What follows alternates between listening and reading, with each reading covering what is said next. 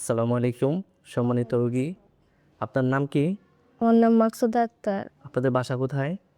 দেশের বাড়ি জামালপুর। এইখানে বাসা সলিং মোড়ে। আচ্ছা, আমাদের আল-হারা হাসপাতালে কি সমস্যা নিয়ে আসছিলেন আপনি? আমার ডেলিভারি পেইন ছিল। আচ্ছা, আপনার বাচ্চা কিভাবে ডেলিভারি হলো আমাদেরকে যদি একটু জানাতেন? আপনাদের এখানে আসার পরে আমার বেবি নরমাল ডেলিভারি হইছে। আচ্ছা, ডেলিভারির সময় কোনো ধরনের জটিলতা হয়েছিল আপনার? না, এরকম কোনো সমস্যা আচ্ছা, হয়নি। এই মুহূর্তে আপনি এবং আপনার বাচ্চা কেমন আছেন? আমরা দুজনেই ইনশাআল্লাহ অনেক সুস্থ আছি।